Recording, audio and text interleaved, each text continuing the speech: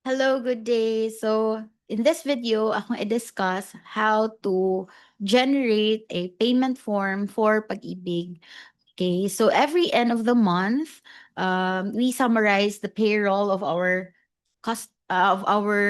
employees, and then we make sure nga kanang kung kinsara ang active nga employees for this particular month, maora sa nang ato ma-appeal sa lista for Pag-ibig, no? Kay I also noticed sa uban companies, especially if daghan kaayo gani sila og um, mga staffs, daghan kay silang employees, naagi usahay ba nga kanang dili nila ma-delete ang certain employee dinhi sa Pag-ibig, SSS, and PhilHealth, even though kani siya nga certain employee is already terminated or nag-resign na. So ang mahitabuan na alkansi na ang company, alkansi na ang employer kay magsige gyapon siya og bayad sa contribution for the resigned or terminated nga employee. So kinahanglan gyud nga mag-match gyud no ang sa ato ang employees in the current payroll for this month, mo-match gyud siya sa employees nga naa dinhi sa employer portals for SSS, PhilHealth, and Pag-ibig. But for now, focus lang sa Pag-ibig, okay? So, take note of the correct URL for Pag-ibig. So, mo ni siya, pagibigfundservices.com/esrsemployer/default.aspx. Kay, daghan kayo siya og libog nga links. If imo gani siyang i-search sa Google, like for example, imo i-search dito na Pag-ibig employer portal, murag lahi nga mga links ang ilang ihatag, ang lahi nga links ang mo appear sa search results sa Google. So take note lang of this correct URL no na din diri ESRS employer, okay? So you can follow through this video only if you have successfully registered pod sa Pag-ibig na, no? Kay kung wala pa ka naka-register as employer sa Pag-ibig, then dili pa ka proceed diri sa ato ang login. So this is on the assumption nga naa na kay login details for Pag-ibig employer account, okay? So if you already have the login details, login lang mo dinhi, okay? I-type lang inyong username and password, okay? So try ko sa isa ka client ha for a while.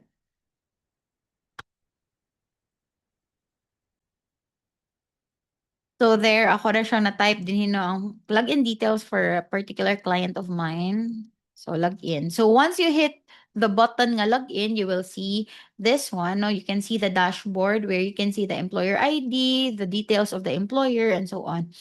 So if you want to add or update records, like for example, naamoy bag-o nga employee for this month or naamoy na terminate nga employee or na resign nga employee, so diri siya sa manage remittance, then add or update records.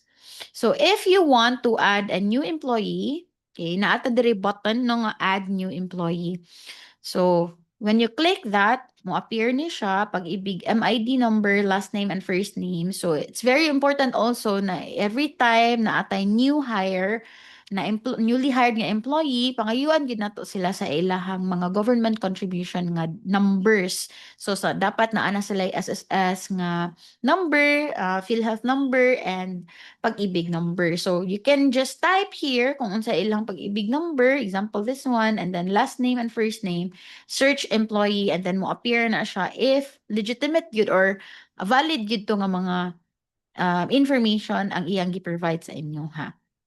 So, once ma-add na siya, mo-appear siya din hino ang inyong list of employees. So, just make sure nga kanang updated yun ang inyong list din hi. Again, to prevent the error ba nga magbayad ta og contributions for employees nga dili na active or wala na siya sa ato ang company. Okay? If you want to update employee record, like for example, you want to remove a certain employee from your list, so dire po na siya pangitaon, no? So, iyang employment status, kung unsa ra ba siya, leave without pay, or separated na gyud siya, resign, and then, if ganahan ka nga active lang gyap, for example, if ni-leave lang siya without pay, if naa siya leave without pay, pero wala pa siya ni-resign, so you can just choose that and then active lang gyapon siya here. Or you can also, if ni-resign na siya, separated, so i-close na po din nimo iyang remittance list. So, after nimo ma-finalize dinhi ang lista of all your employees, then we now proceed to the creation of a payment instruction.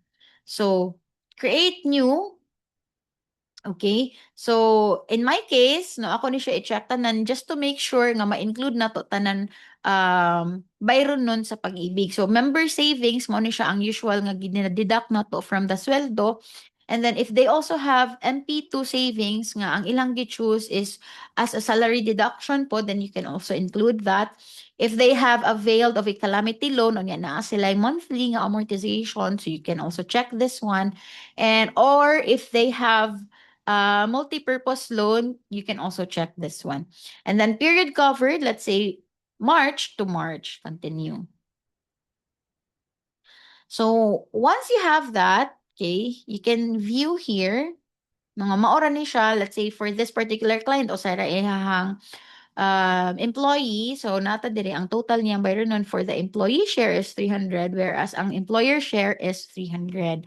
For pag-ibig, always equal jud na ang employee share and employer share but only for the member savings. So kung MP2, calamity loan, or multi-purpose loan, only employee to siya nga counterpart, walay employer. Okay, so if everything is good, no, kung pag-view ni mo dire okay na tanan, then you click submit payment instruction. Okay? So are all entries in the payment instruction correct? So if yes, then click yes.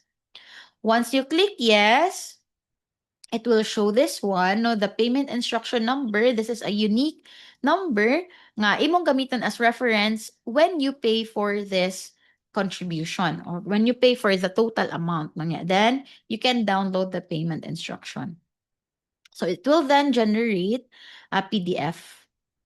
Okay, let me share the PDF. I'm not sure if makitaan here. Okay, so this is now the PDF of your payment instruction form.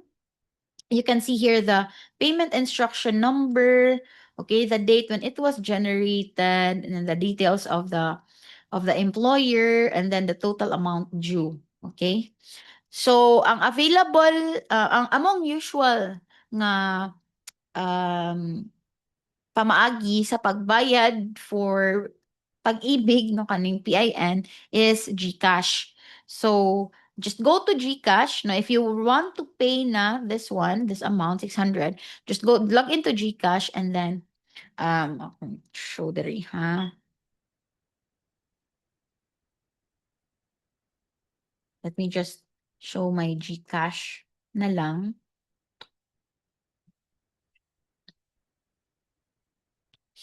Okay, medyo loading ang GCash karon. So, adto ta sa bills payment. Ya, wala pa, wala pa.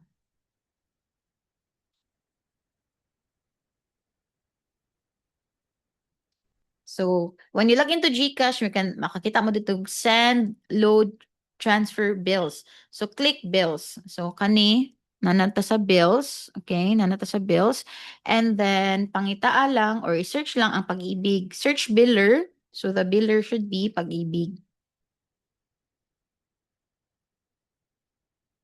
And then, when you search pag-ibig, tulo ka buok ang mo show up. Okay, kana siya tulo ka buok. So, just choose pag-ibig employer, kaning ikaduha sa lista. Pag-ibig employer.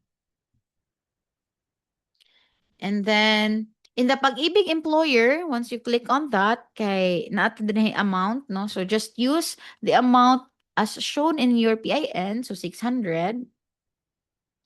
And then, enter PIN. Okay, here, enter PIN.